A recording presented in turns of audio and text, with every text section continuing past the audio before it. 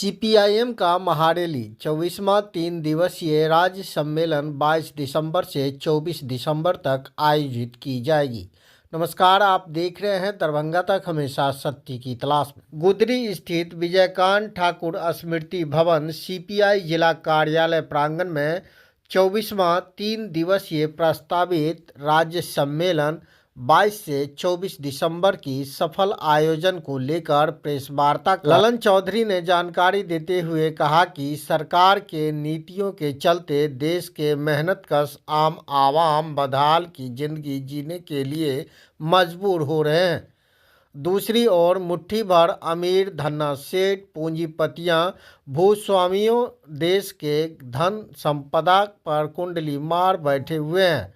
यह सरकार जन विरोधी, मजदूर किसान विरोधी कॉरपोरेट सरकार है। उन्होंने कहा कि किसान संगठनों के चल रहे आंदोलन पर दमन किया जा रहा है। किसान नेताओं का आज भूख हड़ताल का 20वां दिन है, मगर सरकार आंदोलन के नेता से वार्ता नहीं कर रही है। हमारी पार्टी किसान संगठनों के चल रहे संघर्षों में एकजुटता प्रकट करती है। मोदी सरकार के जन विरोधी नीतियों के चलते महंगाई तेजी से बढ़ रही है और महंगाई पर कोई लगाम नहीं लग पा रहा है। लोकतंत्र पर हमले हो रहे हैं। लोकतंत्र की सांप्रदायिकता, नव उदारवादी नीतियों, महंगाई, बेरोजगारी, शिक्षा, रोजगार, बंद पड़े उद्योग को चालू करने, जमीन आवास के मुद्दे पर विचार करने के लिए 22 से 24 दिसंबर को पार्टी का राज्य सम्मेलन करने का निर्णय लिया गया है। इसे सफल बनाने का उन्होंने आह्वान किया। सीपीआईएम राज्य सचिव मंडल सदस्य विधायक दल के नेता अजय कुमार ने कहा कि दरभंगा जिला की पार्टी कुर्बानी और शहादत की पार्टी है।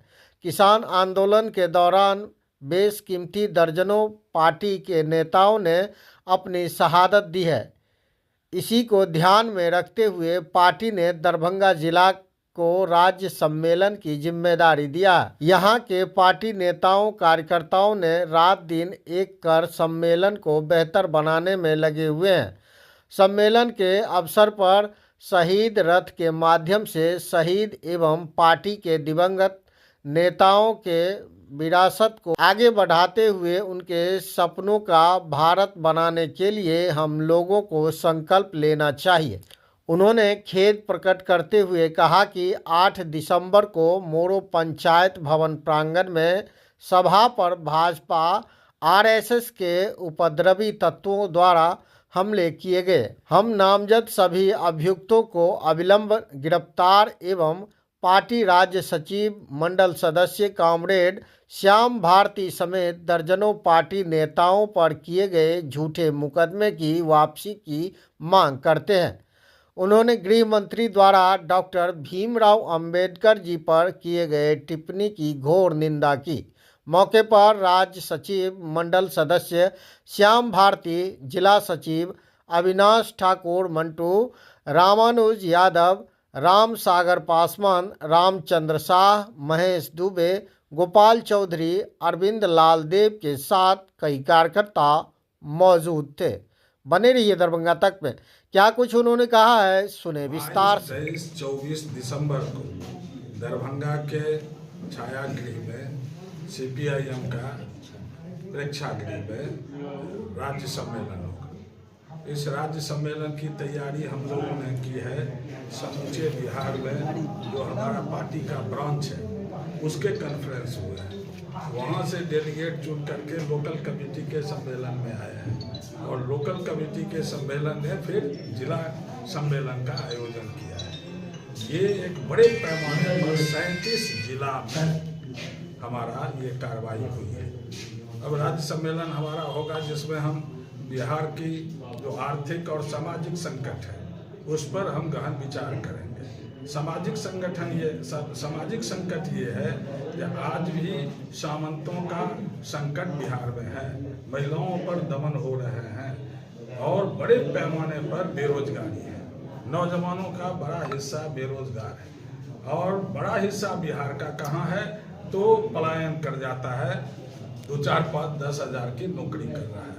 ये जो आर्थिक संकट है बिहार में, यह एक बड़े संकट के रूप में हमारी पार्टी देखती है। दूसरा है, जब मुख्यमंत्री बोलते हैं सिद्धांत के साथ कोई समझौता नहीं और जीरो टॉलरेंस की बात करते हैं, तो हम उनसे पूछना चाहते हैं ये कौन राजनीति, आप तो सोशलिस्ट पार्टी में थे, आप तो लोहिया जी के आदर्श पर चलने वाले लोग थे, जरा बताइए लोहिया जी ने आपको कहा था आरएसएस के साथ रहने के लिए, उसके साथ सरकार बनाने के लिए, और वो आरएसएस है जिसने 47 में 15 अगस्त को देश आज़ाद होता है और 30 जनवरी को महात्मा गांधी की हत्या कर देता है। तो आप किसके खानदान के साथ जाते हैं? गांधी के हत्यारे के साथ देश चलेगा? देश को यूनाइटेड इंडिया चाहिए, डिवाइडेड पीपुल के कॉस्ट पर नहीं। इंडिया चाहिए, यूनाइटेड इंडिया चाहिए, यूनाइटेड पीपुल के कॉस्ट पर। और हमारा नेशन का नारा क्या था आज़ादी का? हिंदू, मुस्लिम, सिख, ईसाई आपस में सब भाई भाई। इस संकट को नीतीश कुमार नहीं समझ पाए। बड़े भारी पैमाने पर आज बिहार में भ्रष्टाचार है, जीरो टॉलरेंस नहीं है, एक विभाग इनका नहीं है जहां कमीशन खोरी नहीं हो। अब तक कमीशन पहले था, अब स्कीम की चोरी हो रही है। ये है फैक्ट्स बिहार का। मुख्यमंत्री मौन है, लॉ एंड ऑर्डर के नाम पर उनकी स्थिति बहुत गंभीर है। जब महिलाओं के दमन होते हैं, 5 बरस 6 बरस की लड़कियों का रेप होता है, धरती फट नहीं जाती है। नीतीश कुमार, आपके आंख में आंसू आना चाहिए। ये है बिहार का एडमिनिस्ट्रेटिव हिस्सा। तीसरी बात हम कहना चाहते हैं, जो बिहार में बीटी एक्ट लागू हुआ 9/10/70 को, जिसने तय किया सरप्लस लैंड, सरकारी जमीन, गैर मजरूआ जमीन, बटाई कानून, न्यूनतम मजदूरी का कानून, ये तमाम कानून के लिए कानून बने। आज 50 से 55 बरस हो गए, उस कानून का एग्जीक्यूशन नहीं। अब जब हमारी लड़ाई होती है तब आप कहते हैं जमीन कब्जा कर लेते हैं। कौन जमीन कब्जा करते हैं भाई? किसका जमीन? 22.5 लाख एकड़ जमीन सरप्लस जमीन है, उसको तो डी बंदोपाध्याय कमीशन ने, आपके बनाए हुए कमीशन ने दर्ज किया। और वो अवस्था अब है जो आज आप कहते हो विधानसभा में कहाँ है जमीन बिहार में? जब हमारे विधायक ने कहा कि जमीन यहाँ है, आपका रिपोर्ट यहाँ है, कम से कम जो लैंडलेस पर्सन्स हैं उनके जमीन आप दीजिए 5 डिसमिल, और 5 डिसमिल की बात छोड़ के 1 लाख की 2 लाख रुपया कहते हैं घर बनेगा, कहीं जमीन खरीद हो सकती है? तो यह सवाल है बिहार में। और इन तमाम बातों पर आज सम्मेलन में हम लोग एक मजबूत संघर्ष की रूपरेखा आगे की तैयारी के लिए करेंगे। यही मुख्य रूप से हम आपको सूचित करना चाहते हैं। 22 तारीख को हमारे कई राष्ट्रीय नेता, पॉलिट ब्यूरो जो बिहार के प्रभारी हैं, हमारे अशोक ठाकरे किसान आंदोलन के बड़े नेता, आप जानते हैं महाराष्ट्र मार्च के नेता, जो दूसरे हमारे बड़े लीडर हैं वो हैं केरल के, वहाँ लेफ्ट फ्रंट गवर्नमेंट के वो चेयरमैन रहे हैं, MP रहे हैं। और तीसरे हमारे बड़े नेता हैं जो आमरा राम, जो अभी राजस्थान से सांसद बहुत अधिक वोट से जीत करके आए हैं। और AR अंशु बहुत बड़ी ट्रेड यूनियन लीडर है, केरल की रहती हैं, लेकिन दिल्ली में से ही CITU का नेतृत्व का काम करते हैं। इन तमाम लोगों का 12 बजे से सभा होगा और 3 बजे तक। ललन चौधरी, राज्य सचिव CPIM कि संविधान के हिसाब से हर 3 साल पर हमारा पार्टी का महाधिवेशन होना है, और उस महाधिवेशन में देश की राजनीतिक, सामाजिक, आर्थिक परिवर्तन की हम चर्चा करते हैं और अंतर्राष्ट्रीय घटना पर भी चर्चा करके हम आगे के रास्ते को तय करते हैं। और महाधिवेशन से पहले सभी राज्य के सम्मेलन को होना जरूरी है, उससे पहले जिला का सम्मेलन। और आपको हम बता दें कि बिहार के अंदर जितने जिले हैं सभी जिला का सम्मेलन कल आखिरी सीतामढ़ी में होकर के संपन्न हो गया। अब हम लोग जो है पूरा इसको अंतिम रूप जो है हमारा राज्य सम्मेलन 24वां जो बिहार का होने जा रहा है, कॉमरेड सीताराम येचुरी जो आप जानते हैं अभी जस्ट हमारे पार्टी के जनरल सेक्रेटरी थे, उनका डेथ हुआ। और ये पहली घटना है कि कोई जनरल सेक्रेटरी रहते हुए हमारी पार्टी का डेथ किया है, तो उनके नाम पर सम्मेलन हम लोगों ने आयोजित किया है। इस सम्मेलन की तैयारी के लिए हमारी पार्टी की जो यहाँ पर रिसेप्शन कमेटी है उसने व्यापक तैयारी किया है। कोई 500 के करीब हमारे डेलीगेट आएंगे और उस डेलीगेट के रहने का इंतजाम, उसके लॉजिंग, फूडिंग, वो सब चीज़ किया है। और पूरे शहर को डेकोरेट करने का, और सिर्फ शहर नहीं बल्कि भी किसी भी तरफ से जो दरभंगा में प्रवेश करेगा पूरे बिहार का हमारा डेलीगेट, तो वहाँ से गेट जो है लगेगा।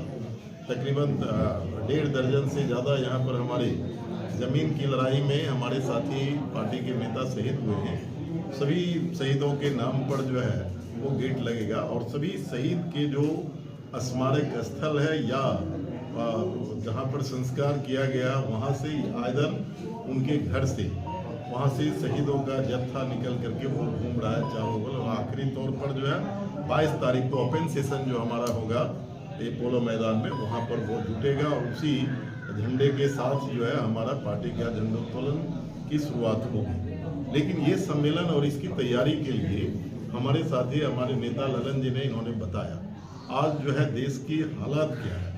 देश की हालात है कि जिस सांप्रदायिक ताकत ने देश के अंदर हिंदुत्व की भावना को उभार करके राज सत्ता को किसी भी तरीके से उसने राज सत्ता को हासिल कर लिया, अब उन्हें चिंता सता रही है कि चूंकि 63 सीट इस बार जो है विपक्ष के एकता के आधार पर वो हार गया। 303 से देश की जनता ने उसको 240 पर सिमट दिया। उन्होंने नारा तो दिया था 400 का, लेकिन जनता उसको 240 पर ला दिया। उन्हें पता है कि अगली बार जो है ना हमको 240 पर जो अभी है तो अगली बार जो है 40 पर ये लोग पहुंचा देंगे। दरअसल उसी की छटपटाहट है और इसीलिए आप तो अभी गृह मंत्री के बयान के बारे में पूछ रहे थे, लेकिन उससे पहले तो एक बड़े कैबिनेट मिनिस्टर है गिरिराज सिंह, वो चुनाव के जस्ट बाद सरकार बनी और वो निकल गए यात्रा पर। वो खुद नहीं निकले, उनको सुनियोजित तरीके से जो केंद्रीय नेतृत्व भाजपा का है उन्होंने उनको भेजा और वो सिर्फ हिंदुत्व के आधार पर वोट का ध्रुवीकरण करने के लिए। लेकिन भाजपा ने तो उसका खंडन कर दिया था नहीं, लेकिन मैं बता रहा हूँ भाजपा ने खंडन कर दिया तो वो कैबिनेट मिनिस्टर है, क्यों नहीं उसको एक्सपेल कर दिया? संवैधानिक चीजों के खिलाफ उसने बयान दिया। उनका कहना था उनकी गिरिराज सिंह का निजी यात्रा है, निजी यात्रा कोई मिनिस्टर निजी यात्रा करके जो है संविधान के खिलाफ बोलेगा और कहेगा कि ये उनकी निजी यात्रा है। बिल्कुल सुनियोजित तरीके से भाजपा ने जैसे राज्य के अंदर 2-3 लोगों को छुट्टा छोड़ दिया है, उसी तरह दिल्ली के राज्य केंद्र के स्तर पर कुछ लोगों को रख दिया है जो सिर्फ जो है वो हिंदू मुसलमान के बीच में तफरका पैदा करने के लिए ये काम करें। और इसीलिए हम आपको कह रहे हैं कि आज बहुत संकट है। हमारा 24वां कॉन्फ्रेंस जो हो रहा है बहुत संकट के दौर में हो रहा है। आज किसी की भी जिंदगी आप देख लीजिए, किसान कितने परेशान हैं, मजदूरों का पलायन कितना हो रहा है, नौजवान को जो 2 करोड़ नौजवान को नौकरी की बात सरकार ने केंद्र की सरकार ने किया था, किसी को नौकरी नहीं दिया बल्कि नौकरी जहाँ मिल सकती थी उस अवसर को ही इसने समाप्त कर दिया। LIC को बेचा, GIC को बेचा है, हाइड्रोपेट्रोकेमिकल कारखाना को बेचा है, भेल सेल सबको बेचा, आखिरी में रेल को बेचा और तब लास्ट में बचा था आर्मी। और उस आर्मी को भी जो है इसने कॉन्ट्रैक्ट पर कहा अग्निवीर 4 साल के लिए नौकरी करेगी, तो उसके अंदर गुस्सा है। महिलाएं जो है क्या उसका रोज चीरहरण हो रहा है, मणिपुर जल रहा है, कोई देखने वाला है क्या? गृह मंत्री को तो मैं सुन रहा था जो कह रहा था नारी उत्थान का हमने इतना काम किया, पार्लियामेंट में बोल रहे थे, मैं भी वो लाइव को सुन रहा था। और जब वो जो टिप्पणी के बारे में पूछे, वो टिप्पणी जानबूझ करके वो कर रहे हैं। अम्बेडकर जी को दरअसल उनके अंदर जो छिपी हुई बात है वो इस देश के संविधान को नहीं मानता। क्या मंशा उनकी रही होगी ऐसी अम्बेडकर जी के बारे में इस तरह की बात बोल रहे हैं? क्या मंशा उनकी मंशा क्या? मंशा ये बताना उसका है, वो कोशिश ये कर रहा है बताने का कि अम्बेडकर जी ने संविधान जो लिखा है वो संविधान हम नहीं मानते। नहीं तो इतना ओछा टिप्पणी कैसे कर सकता है? क्या कहा? इतना बार नाम अगर लोगे तो 7 जन्म तक तो स्वर्ग चले जाओगे। अम्बेडकर का नाम लेने की क्या जरूरत है? तो नाम किसका लेगा? बोला सावरकर को। कौन है वो सावरकर? सावरकर के बारे में तो सब लोग जानते हैं ना, 7 बार जो है माफीनामा अंग्रेजों से मांगा था। आज भी उनकी कागज रखी हुई है। मैं गया था सेलुलर जेल जो पोर्ट ब्लेयर में है, 7 बार लिखा अंग्रेजों के हमको माफ कर दो, जेल से हमको रिहा कर दो, कभी आपके खिलाफ लड़ेंगे नहीं। उसको कह रहे हैं कि इनकी आलोचना किया, वो क्या बोलेंगे? तो क्या इंडिया गठबंधन के लोग जो बार बार कहते हैं संविधान को बदलने की साजिश हो रही है, तो क्या ये आप देखते था इसका? आप ये नहीं देख रहे हैं कि वो बदलने की कोशिश कर रहे हैं? 1 नेशन 1 इलेक्शन क्या है? भारत के संविधान के अनुरूप है क्या? भारत के संघीय ढांचे को तोड़ने के लिए वो हो रहा है। जम्मू कश्मीर को जो डिमोलिश किया गया, क्या वो संविधान के खिलाफ, संविधान के साथ था क्या? भारत के कॉन्स्टिट्यूशन में था कि जम्मू कश्मीर को अगर डिमोली उसमें कोई परिवर्तन करना है तो आपको वहां की असेंबली में डिबेट करना है, उसके बाद पार्लियामेंट में डिबेट करना है, उसके बाद डिबेट करना है और तब जाकर के कोई निर्णय लेना है। भाजपा तो कांग्रेस में तुष्टीकरण की राजनीति का लेकिन बुलाया वो कश्मीर लगा में ना, क्या? वो जम्मू कश्मीर के बारे में तुष्टीकरण की बात जो कर रहे थे, कहाँ हो गया शांत? उन्होंने तो कहा कि यहाँ पर जितने अलगाववादी है, वो हिंसक जो घटनाएं घट रही है, टेररिस्ट जो हमले कर रहे हैं, उसको रोकने के लिए हम कर रहे हैं। क्या रुक गया क्या? अमित शाह ने तो कल बयान क्या दिया। रुक गया क्या? अमित शाह जो भी बयान देंगे, मैं पूछ रहा हूँ रुक गया क्या? जब वो यही इसको अगर एक्सेप्टेशन वहां होता तब तो उनकी सरकार वहां बन गई होती, उनकी सरकार नहीं बनी। मैं गया था जब चुनाव हो रहा था, संजोग से मैं गया था, इसलिए वहां पर जहां जितने सीट वो जीते हैं वहां सब अर्धसैनिक बल के सहारे लेकर के उतने सीट को जीत पाए। जहां वो रिगिंग नहीं कर पाए वहां वो नहीं जीत पाए, और इसीलिए उनकी सरकार की बात तो अलग है। इसीलिए बहुत संकट है और आपको हम कह रहे हैं कि इस परिस्थिति में चुनाव हो रहा है, ये हमारा सम्मेलन हो रहा है। हमारी पार्टी बिहार से तो बिहार के परिप्रेक्ष्य में सोचेगी, लेकिन अखिल भारतीय जब महाधिवेशन होगा तो पूरे देश के परिप्रेक्ष्य में इस बात को सुनिश्चित करेगी कि इस मुल्क को बचाने के लिए संविधान को पूरी तौर पर उसकी रक्षा करना है। जहाँ तक यहाँ का सवाल है, मैं खत्म कर देता हूँ। जहाँ तक यहाँ का सवाल है, आप यहाँ की हालात को नहीं जानते हैं क्या? अभी जो है भागलपुर विधानसभा क्षेत्र में मूड़ो पंचायत में जो हमारा पार्टी का जो है 8 तारीख को जो है प्रखंड स्तरीय सम्मेलन हो रहा था, वहाँ पर हमारे साथी जो है उसमें उद्घाटन भाषण कर रहे थे, और उस भाषण में देश के अंदर जो आज सांप्रदायिकता का जो माहौल खड़ा किया जा रहा है उस सवालों को लेकर के बोल रहे थे। आरएसएस के लोगों ने, बीजेपी के लोगों ने हमला कर दिया, मीटिंग को होने से रोक दिया, पुलिस हस्तक्षेप किया, प्रशासन हस्तक्षेप किया, समाज के लोगों ने हस्तक्षेप किया, तब हमारे साथियों की जान बच पाई वहाँ। और उस सवाल पर जो आज क्या कर रही है ये प्रशासन, उस सवाल पर जो एफआईआर हुआ और जिस पर एफआईआर हुआ जो अभियुक्त है उसकी गिरफ्तारी नहीं कर रहा है। प्रशासन को यूज जो है आज सुनियोजित तरीके से आरएसएस, बीजेपी और उसके साथ नीतीश जी भी मिले हुए हैं, वो सब मिल करके कर रहे हैं। लेकिन कम्युनिस्ट पार्टी मार्क्सवादी बैठेगी नहीं, इसके खिलाफ में आंदोलन करेगी और जो अभियुक्त है उनकी गिरफ्तारी की मांग करेगी। और मैं समझता हूं कि हमारा जो तैयारी है वो हमारा जो भी तैयारी है वो सब पूरा हो चुका है। उसके रिवेंज में जो एक अलग से झूठा मुकदमा किया उसकी वापसी की भी हम मांग करेंगे। आज हम इसी समय अगर आईजी होंगे तो हम आईजी से मिलेंगे और फिर डीएम से भी मिलेंगे इस सवाल को लेकर के। और फिर जो आप जितनी तैयारी आप अभी आज से लेके कल तक पूरा शहर जो है डेकोरेट हो जाएगा और चारों बगल से, और रैली की भी बड़ी तैयारी हो रही है। पोलो मैदान में ऐतिहासिक रैली इस अवसर पर होगी, जिस रैली को संबोधित करेंगे comrade Ashok double, doctor Ashok double जो बड़े किसान नेता हैं, आमरा राम जो एमपी हैं और वो भी बड़े किसान नेता हैं, विजय राघवन जो वहाँ पर केरला से आ रहे हैं, वो एलडीएफ के जो है लेफ्ट डेमोक्रेटिक फ्रंट के चेयरमैन रह चुके हैं। और उसके बाद हमारी कॉमरेड यार सिंधु जो सीआईटीयू की बड़ी लीडर है वो उसमें भाग लेगी और ये सब लोग आएंगे और बड़ी तैयारी, बड़ा सभा, बड़ी रैली हमारी होगी। हम समझते हैं कि इस 2 दिन तक सिर्फ रैली सभा नहीं करेंगे, बल्कि बिहार की जो समस्याएं हैं और वो समस्या जो है आप देख रहे थे कि रिजर्वेशन को जो जातीय आधार पर गिनती करके उसको जो बढ़ाया था उसको जो कोर्ट ने रोक दिया, तो नीतीश जी तो कहते हैं एनेक्चर 1 के लिए हम जान दे रहे हैं और इसलिए हम आरक्षण उनको दिए, दलित को, एनेक्चर 1 को। लेकिन जिस भाजपा के गोद में खेल रहे हैं उस भाजपा ने उसको रोकने के लिए अपने लोगों को कोर्ट में भेजा और वो रुक गया। तो अब सरकार की जिम्मेदारी है, अगर देना चाहते तो संविधान की 9वीं अनुसूची में शामिल करे और वो शामिल करा दे। ये जिम्मेदारी नीतीश जी की है और ये जिम्मेदारी आज बिहार में भाजपा के जो छुटभैये नेता हैं, सम्राट चौधरी हो या विजय सिन्हा हो, ये उनकी जिम्मेदारी है। दरअसल वो आरक्षण की विरोधी हैं, वो देंगे नहीं, बल्कि जो भी मिल रहा है उसको खत्म करने की कोशिश करेंगे। दूसरा 5 डिसमिल जमीन का जो सवाल हम लोगों ने उठाया था, जिसको सरकार ने मान लिया, लेकिन उसको ठंडे बस्ते में डाल रहा है। अब 5 डिसमिल जमीन के बारे में सरकार तो घोषणा कर दिया कि सबका सर्वे कराएंगे और सबको 5 डिसमिल जो जमीन है उनको देंगे घर बनाने के लिए, लेकिन अब उसको डिमोलिश करने के लिए, उसको सप्रेस करने के लिए वो नया चीज ला रहा है। और वो ला रहा है बसेरा 1 बसेरा 2, जिसमें 5 डिसमिल की बात भी नहीं कर रहा, उसमें जमीन खरीदने के लिए कुछ पैसे देने की बात कर रहा है। तो ये 5 किलो अनाज हम फ्री में दे रहे हैं, तब 5 किलो अनाज में कोई 1 महीना जिंदा नहीं रह सकता। तो इसीलिए हम लोग ये मांग करते हैं कि 10 किलो अनाज फ्री में कह रहे हो, दे रहे हो, तुम्हारे पास तो कोई कमी नहीं है।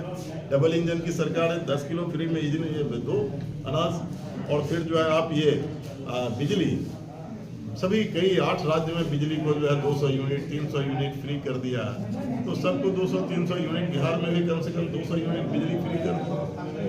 तो ये हमारा आज इस सम्मेलन का मुख्य जो है सवाल, हमारा डिस्कशन क्या होगा और इस पर केंद्रित होकर के हम लोग करेंगे, ये है।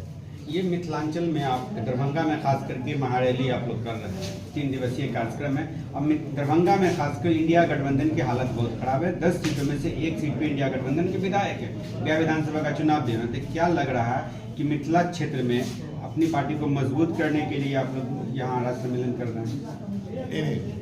ये मिथिला क्षेत्र में बिहार के अंदर जो है ना, अपनी पार्टी की मजबूती के साथ साथ जिस इंडिया गठबंधन की कमजोरी की बात की है, उस इंडिया गठबंधन का पूरे बिहार के अंदर मजबूती हो। और आप ये कैसे समझ रहे हैं? आप ठीक से अगर विश्लेषण कीजिए तो 24 के चुनाव से पहले जो 19 में हुआ था, बिहार में इंडिया गठबंधन का 1 एमपी जीता हुआ था। और इस चुनाव में आप जोड़ लीजिए तो 10 जीता हुआ, आगे तो बढ़ा। लेकिन जरूरत था, हम लोग उम्मीद करते थे 20 सीट जीतने का, 20 नहीं हो पाए। अगर 20 हो जाता तब तो सरकार उसकी नहीं बनती। और आप ये समझ क्या रहे हैं, पिछली बार जो चुनाव 25 की जो चर्चा आपने कर दिया, तो आपको हम फिर ले जा रहे हैं 20 में। 20 में सिर्फ 12,000 वोट से महागठबंधन की सरकार नहीं बनी थी, सिर्फ 12,000 वोट से। अब दरभंगा के हिसाब से या मधुबनी के हिसाब से या समस्तीपुर उसमें से मिथिला क्षेत्र के विधायक नहीं जीत पाए थे, इस कारण से। ठीक है, वो टोटल 12,000 वोट अगर बढ़ जाता तो यहाँ के भी सभी विधायक जीत जाते। तो हमें तो सिर्फ 12,000 वोट का इजाफा करना है और महागठबंधन को मजबूत करके वो 12,000 वोट भी हम हासिल करेंगे। और निश्चित तौर पर ये सांप्रदायिक ताकत को 25 में जो है ना पूरा उसका जो है ना विदाई कर देंगे। ये इस सम्मेलन का भी जो है मुख्य जो है। आप जिस चुनाव के बारे में तब आपको आइडिया नहीं है, जो चुनाव लड़ते हैं आप उनको पूछिए। उपचुनाव जो होता है वो सरकारी पार्टी का होता है, क्योंकि मुख्यमंत्री से लेकर के पूरी उसकी पूरी कैबिनेट वहीं बैठी रहती है 4 क्षेत्र में। इंडिया गठबंधन के नेता भी तो थे फील्ड में। जनता तो सबकी है, सरकार ठीक है, सरकार में जो है वो आप कह रहे हैं कि उसका दबदबा होता है, लेकिन जनता तो वोट देने वाली तो जनता है। जनता आपको भी वोट दे सकती थी ना, वोट दिया भी है, नहीं कहा कैसे दिया, जीत नहीं सके, जीत नहीं सके, ठीक है। लेकिन आम तौर पर उपचुनाव जो है जब जिसकी सरकार रहती है उसमें वही जीतता है। वो आप लोग की सीटिंग सीट थी, सीटिंग सीट हाँ थी। सिटिंग सीट है, बता रहे हैं ना। जहाँ जान लीजिए कि जिसकी सत्ता होती है उपचुनाव में आमतौर पर वही जीतता। पीछे के इतिहास को आप लोग प्रेस के लोग हैं खोल के देखिए, आमतौर पर 1-2 कुछ ऐसा हो सकता है, लेकिन आमतौर पर वही जीतता है। ठीक है सर, परिचय। अजय कुमार, नेता विधायक दल CPI।